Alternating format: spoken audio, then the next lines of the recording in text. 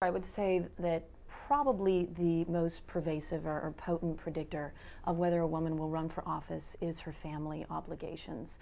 Men do tend to get into politics at a much younger age. They also tend to get into politics regardless of whether or not they have children, and the same cannot be said for women. We have some very exceptional women here. For most women, the path is that you engage in homemaking activities, you raise your family, and then because we don't consider that work or skilled labor, you then go into a skilled labor position much later in life and then potentially run for public office much later. So family obligations are one of the major impediments, the idea that women can't run if they have children. And I think that to a certain extent, women are held to a double standard. I think that Sarah Palin's coverage and the criticism of her running with such young children is indicative of the fact that when women run with children, they're much more likely to be criticized for doing so, because it breaks away from this idea of women in their private sphere roles and men in their public sphere roles. And we know that women are still 9 times more likely than men to take care of the house, the homemaking and child care responsibilities than men.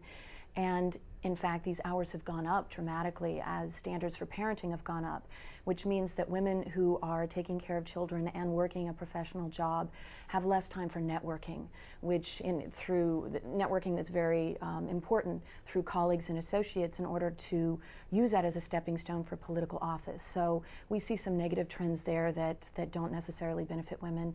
Also a lack of confidence, the second major reason. It's been brought up by the women here, the elected officials.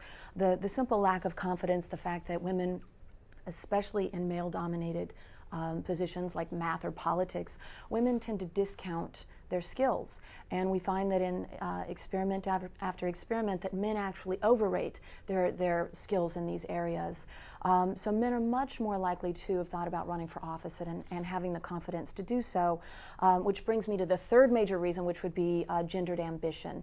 We know that little boys and little girls start out with the same levels of political ambition. We know this because we ask them about their desire to be president of the United States, for example. And in poll after poll, when you're 7 years old, your ambition matches up. So what happens from the time a woman grows up from being a little girl? We know that she gets less encouragement from her friends and family for her ambition. She also gets a lower level of confidence when she realizes that politics is a male-dominated domain. And a lot of women also are encouraged to settle for recognition by proxy, which means that we're valued for our bodies, the way in which we look, and so we settle for that recognition or things that our family accomplishes. This excerpt is brought to you by the Massachusetts School of Law, the leader of reform in legal education and a leader in multimedia education for the public. To view the full interview and for a full listing of MSL's programs, log on to mslaw.edu.